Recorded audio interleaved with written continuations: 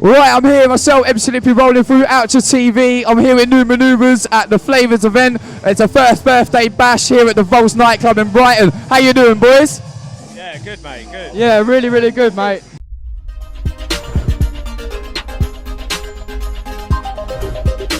Obviously, some of the people out there don't really know you lot. New Manoeuvres is like a new group. You've been rolling around for a while, but tell me a little bit about yourselves. Well, New Manoeuvres, like as a brand and that, like we started it about 4 years ago. Just running it locally in Red Hill. Like Red Hill, like had a nickname for being Dead Hill. Like nothing to do around there. You found a venue, it got shut down, whatever. So we're trying to give something back to the, like, yeah, kind of, yeah. And my mate at the time was like a pub manager, and he wanted to start bringing more revenue through the pub because it was a bit dead.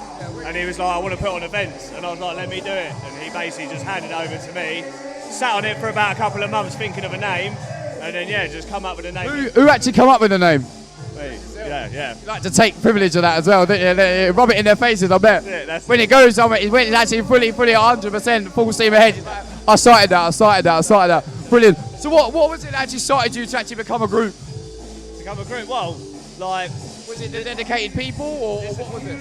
Well, this is like another little bit of history. Like 4 years ago when we launched it, I launched it. Yeah. And then I run it for about a year and a half. But because I was doing it on my own, I was like, I just couldn't. Have you added artists to the group, or how many started? Yeah. Who were the names that started when you first started? So it was just me. Just yourself? It was just me. It was just me at the time. And then who come on board? And that's it. Like I said, I was tried running it myself for a year. Yeah. Obviously, it got a bit too much. Like I don't have a driving license and that, and, you know, all that stuff. Like, yeah, that's it. Like, and yeah, it just got a bit hard. So I sort of put it on the back burner for a bit. Like. And then, yeah, obviously me and Payne have been DJing together for like a couple of years now through Serotonin. And yeah, I was talking to him about it one night about doing the brand and that, and he was just like, I'll jump on board. Of course. So obviously you two are DJs, yeah? Yeah, obviously there's a few questions I want to ask yourself personally rather than just for New Manoeuvres. But of course.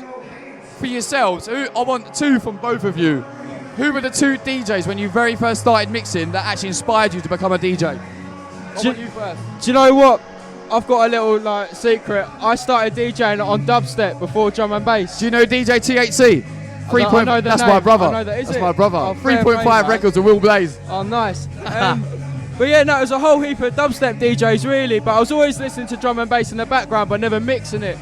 And then dubstep started dying down. What was it you liked about drum and bass? What was it? Drum and bass, mate, it's the energy. Was it the wobble? Mate, the crowd feedback? It's the energy about it, 100%. 100% it's the energy, and like, I'm not gonna lie, I've actually got drum and bass as my alarm clock in the mornings to get me up, because no one can get me up. I can't get up, my alarm clock don't get me up.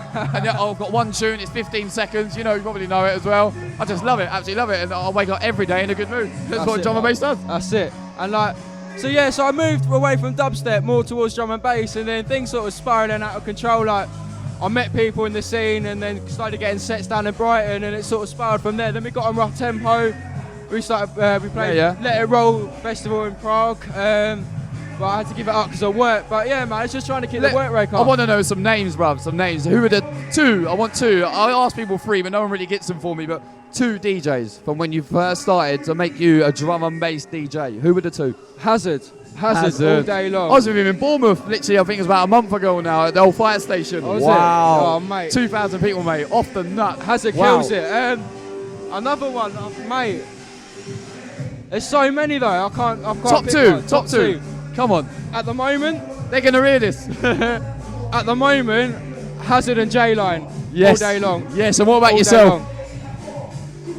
Like typically Andy C. And obviously as well Nicky Black Market. Wow, Nicky Black Market, absolute legend in the scene. I remember years ago, Mickey Finn. I have seen it at Kent for Mickey Finn. Wow, absolute legend. So where do you think, like yourself, New Manoeuvres, what are you doing like next year? What have you got upcoming? Where are you going to take it?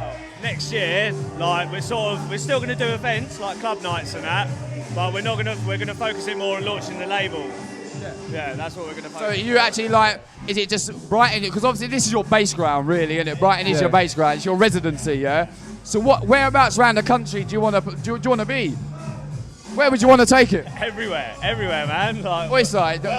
Yeah, of course. Have you got anything sort of lined up? Do you know anyone that's going to like manoeuvre you somewhere else? To be honest with you, like through Serotonin, so you know Serotonin Recordings, another Brighton brand and that, yeah. Through them, like a couple of their artists that are abroad in like Slovakia and stuff like that, we've got links with them. So maybe like have a little word with them. Me and Brooks have been having a little chat as well. So you know, there's a lot of things happening for you boys. Definitely 2017 Sound Bunker, Northampton. Definitely 100% you two are definitely on that. The whole group as well. So obviously you got your artists there. What one? Obviously you first started it, then you come on board. Where did the MCs come from? Why did you pick some other MCs? Well, Brooks for one. I've known him. Legend. I know this makes him feel old as well, and every time I tell him he hates it. I know him from when I was like 16, like going to little raves in the fucking pub function room. He is a little raver as well, isn't he? Loves it. He may be small, but he's got a big bark. That's it. That's where I know him from. And like because of that, and obviously once we started the brand, and like obviously just through mates and stuff like that, obviously got properly talking, and he was like, I want to come back on board and everything. And because I knew him from back then, I was like. So did Brooks come first, and then what other MCs come on board? The first MC that came about was probably G3. 3G. Yeah, 3G. G3, sorry. I love that one. Don't cut that out. Definitely not cutting that one out, mate. Definitely not. We would love a little mix up. So it was G3, then it was Brooks, or? Yeah, it was G3, then it was Brooks. And then through Brooks it was Style One, TT8, and Jack Hustle. Right, now this is the question for both of you. What one would you say is the best MC out of all them? Can't say that, man. Can't say that. Of course you can. You all know you can. Nah, we're all a team, man. Because they've all got completely. Right, not a problem. Not a problem. You can't answer that. We'll pass it on. Who's the most dedicated? Who's the most dedicated? I'd probably say Brooks. Brooks is on stuff, man. Do you know what? I was actually going to say that myself. Brooks is 100%. on stuff, man. 100%. Like, shout He's out hungry. to his work rate. He's hungry. Definitely. Do you know what? That's a main thing as well. Like, it's not about the money. It's not about that. It's about someone that's hungry, dedicated, and wants the feedback from the crowd and the love of it. That's 100%. As much exposure as you can get, and that's what he's after. Definitely. 100%. So shout out to Brooks, really. Yeah, Brooks absolutely live. Raggle, bro. Raggle got a lot of things happening. Manoeuvres as a brand, like it started in Red Hill, and we're dedicated to try and push local talent as well. That's what we're going to try and get through on the label as well. We've got loads of local producers that we're going to bring through. So the launch of the label, is that January? That's what's happening. Is it January? Yeah, January sort of time. I've heard about that. Obviously, Brooks been speaking to me a little bit off camera and stuff about obviously your launch and stuff. So it's a lot of big things happening for you. But obviously, we're here now tonight. Thank you so much, boys, for giving me the interview. Maximum respect, man. We're going to look forward to much more events coming up. A lot more promo videos coming from your events as well. That's in January. I've got a lot of things happening. OutcheaTV, Outchea the DJs. Listen. Big up.